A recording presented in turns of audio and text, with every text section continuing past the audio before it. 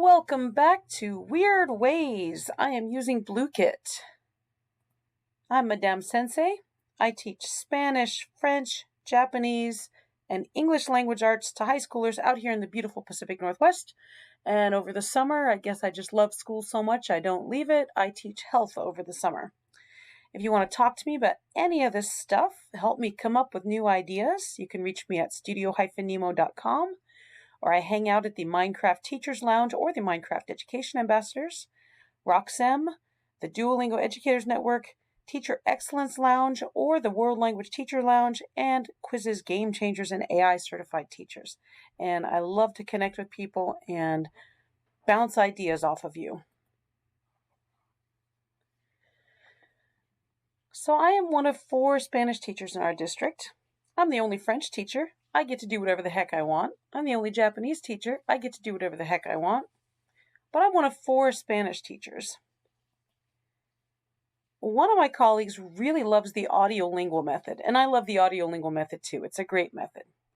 Another of my colleagues really loves the direct method, and I love the direct method too. I do the direct method.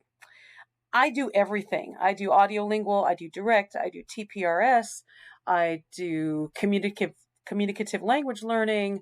I've been known to dabble in Silent Way, Suggestopedia, whatever it is, I do it.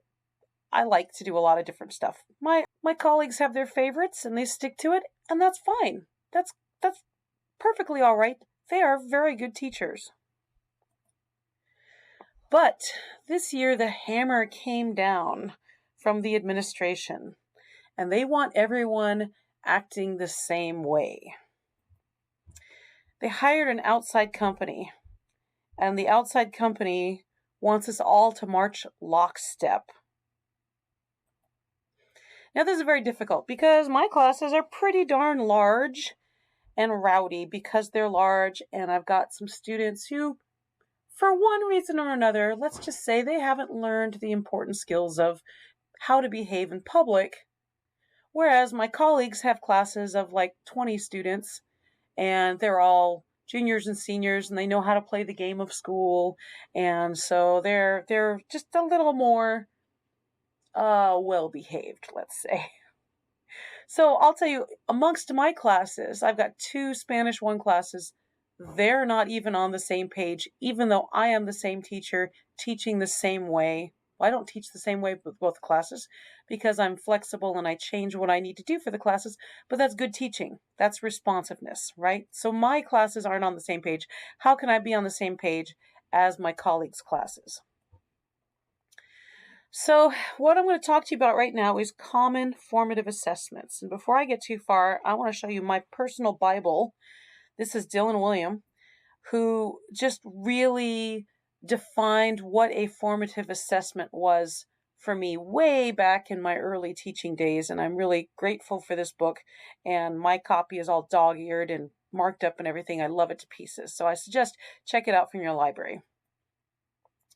Let me tell you about the difference between summative assessments and formative assessments. Okay, let's start with formative. Formative assessments are supposed to be short. They're not long. They're not supposed to take a long time. They're on the fly. Hey, I just kind of need to take your temperature right now. How are you doing right now with the material? Class, how are you doing? Bob, you individually, how are you doing? Okay, it's just a way for you to see how everybody's doing with the material. Probably doesn't go in the gradebook. It can go in the gradebook. I put a lot of mine in the gradebook, especially now. Recently, I just find that if I don't put it in the gradebook, the students aren't that engaged. They need that carrot. They haven't learned the intrinsic motivation yet. A summative assessment is long. It's the end of the unit. You are done with the unit, and you want to make sure the students understood the unit. It's the student's chance to show you what they know.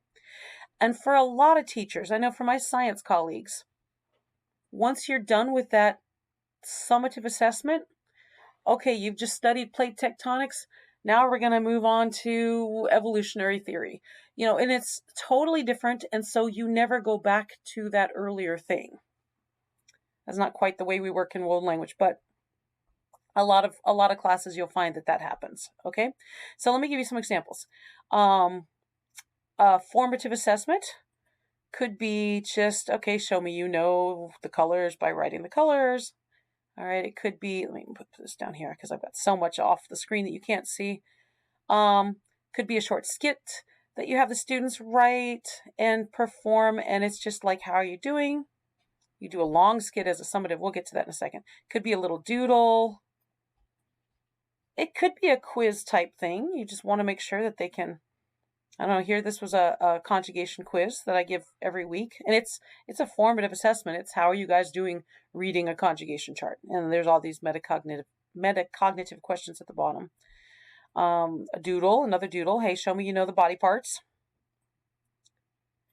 It could be really metacognitive.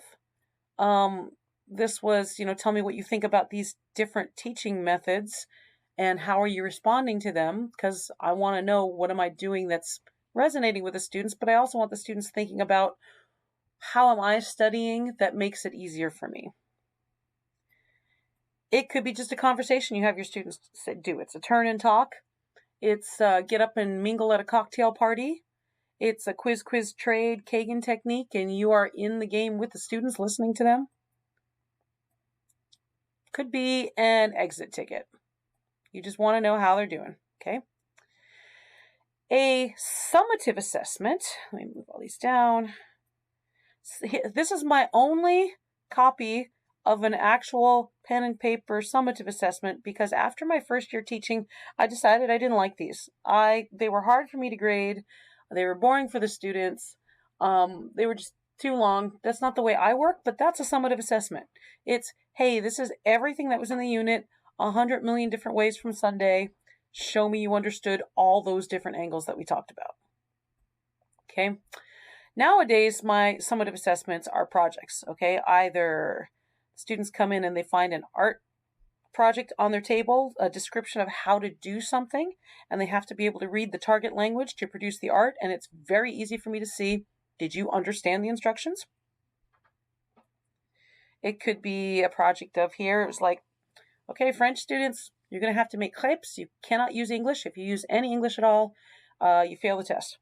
Okay, so show me you can do this with no English. And I use Minecraft a lot for my projects because Minecraft is very easy to set up as I don't have to change the classroom between my French and my Spanish and my Japanese and my English classes. I can just say, take out your computers, let's do this, talk to each other. Okay, so those are all summative assessments. That's the end of the unit. The students are showing you that they can use the skills that you have been working on with them for 100 million years. Okay. The main difference, I'm going to say it again in a different way because I think a lot of people, as I talk to them, they're like, oh, that's a great way to think about it. I never thought about it that way before. The main difference, the formative assessment is for the teacher. This is for you to know, do I speed up? Do I slow down? Are the students getting it? Do they already have it? Can I move ahead? How fast can I go? So that's what the formative assessment is for, and that's why it doesn't normally go in the gradebook. It can go in the gradebook if you need that extrinsic motivation for your students. Go ahead and put it in the gradebook. But for the most part, the formative assessment is for you, for the most part, for the entire part. The formative assessment is for you, the teacher. It is not for you to punish the student for not knowing the material yet. It is not for you to say, okay, you could say we're done with that if the formative assessment shows you, oh, I don't need to test the students.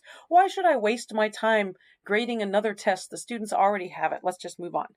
Formative assessment is for you, which means that the summative assessment is for the student. That's for the student to show off to you how much they've learned. Okay, so the summative is for the student, formative is for the teacher. All right, so like I said, the administration hired an outside company, and I'm going to tell you right now, it's a dumb company. I do not feel bad putting it out there that this is a dumb company. This dumb company does not know the difference between formative assessment and summative assessment, and they keep insisting that formative assessments are important, and then every single conference I go to with them, every single time the district pays for one of their presenters to come in and present to our district, my hand is up in the air saying, okay, why do you have an example of a summative assessment on the board right now? And most of their presenters are administrators, they're not teachers. Or maybe they haven't taught in 20 years and they don't remember what it's like to teach. And they honest to goodness, they do not know the difference between formative and summative assessment. Every single book they have, they talk about formative assessment, and then the screenshots are a summative assessment. So the hammer had come down, and my department was like, okay, how are we going to get through this? And I said, hey, we have to march lockstep, right? I skipped a step. We have to march lockstep. And the lockstep is we have to be giving the same formative assessment on the same day. Now, here in World Language Department, we give formative assessments constantly. Every 10 minutes, we are having a formative assessment. Every 10 minutes. So it's not a big deal for us. But we don't normally have the same formative assessment because we don't have the same students right in front of us. And a lot of the stuff we do is flexible. It's on the fly. It's, what do we need right now in this moment?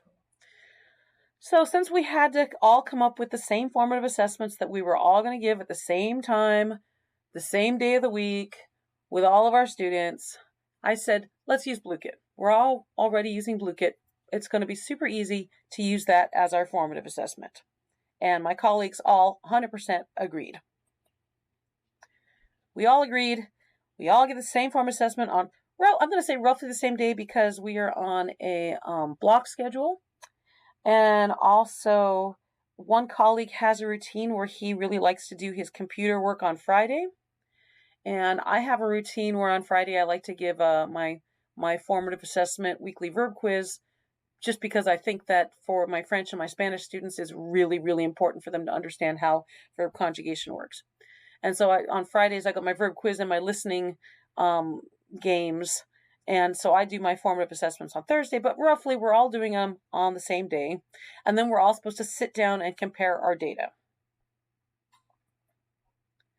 Blooket, absolutely to the rescue. This is so easy for us. All our other colleagues in other departments, they're all crying over this. They're like, oh, we have to invent a formative assessment and it's so hard. For us, it's like, oh, we already have it. We're okay. We're doing just fine. So first wonderful thing that happened. Oh, I'm over 10 minutes. Sorry. I'll be really quick. First wonderful thing that happens is Blooket looks pretty. It's very easy to look at it. It's so easy to interpret the data. Okay, here's a bunch of students. I can see this student got 60 questions right, missed 4. This student had 54 questions right, missed 2. This student had 50. It's so easy for me to see that. It's so easy for me to see the percentage. This column doesn't matter. That's for the students to play around with, but who cares how much gold they got because it's silly. All right, here's my struggling students. It's so easy for me to see, oh, my students who got this, they're answering 60 questions. My struggling students, my most struggling student in the class, 27 questions, 6 wrong. This student, 33 questions correct, but 14 wrong. That's good data for me, okay? Again, I showed you this little thing at the top, the little pie chart, how'd the whole class do as a whole. And then if you scroll all the way down, you get, hey, how did the whole class do on this particular question? How'd they do on this question? How'd they do on this question? And remember, this is a formative assessment. So for us, it's just a really simple, this is the vocabulary you need to be able to do our project at the end of the unit. It's quick to interpret the data. I just interpreted the data for you in under 2 seconds, right?